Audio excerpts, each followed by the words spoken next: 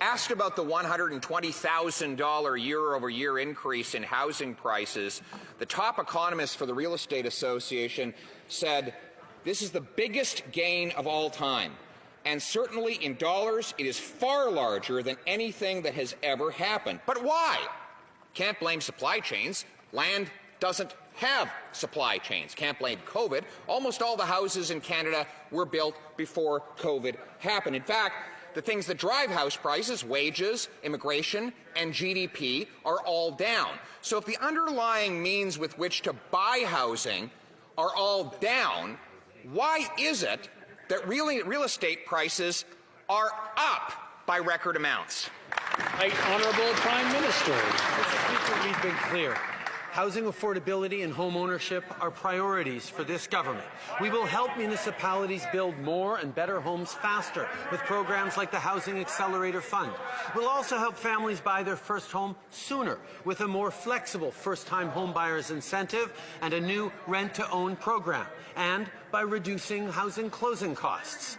Yesterday's update includes our plan to implement a national tax on non-resident, non-Canadian-owned residential real estate in Canada, and we will keep being there to have Canadians' backs as they deal with the rising cost of housing. The member for Carleton.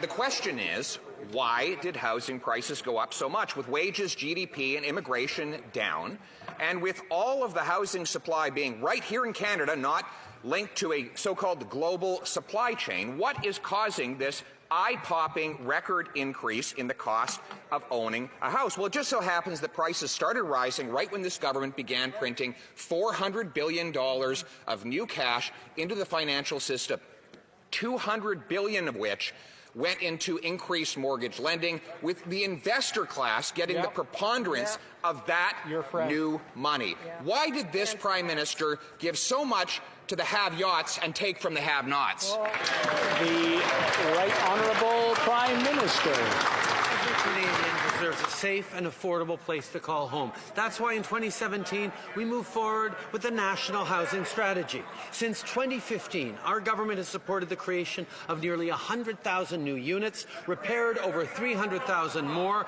across all housing programs, and helped more families get the housing they need.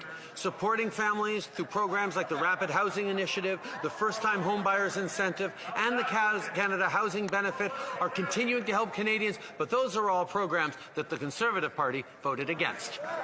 Member for Carleton. Because they all failed. The proof is in the pudding. Housing prices now are higher than ever before, $720,000 for the average house, not a fancy mansion like the Prime Minister inherited or the one taxpayers pay to house him in. An average house costs $1 million in Canada's biggest city. And this is broadening the gap between rich and poor. He can't blame the rest of the world for the problem that is happening here at home. So why exactly does Canada have the world's second biggest housing bubble?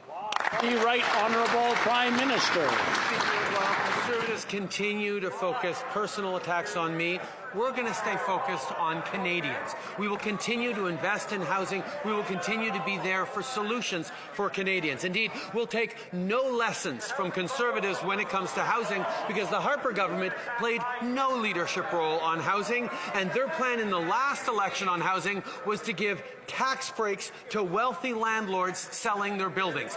That made no sense. The Honourable Member for Carleton. No, what makes sense to him is to give cheap debt to investors to buy their buildings, because investors have doubled the amount they've been able to borrow on the cheap because of this Prime Minister's money printing. I'm sorry that the Prime Minister took my question personally, but the 30-year-olds who will be celebrating Christmas in their parents' home are taking that personally as well. They can't afford a house for themselves because this Prime Minister's policies have inflated those costs out of existence. So, simple question. Does Canada have a housing bubble, or is it just inflation?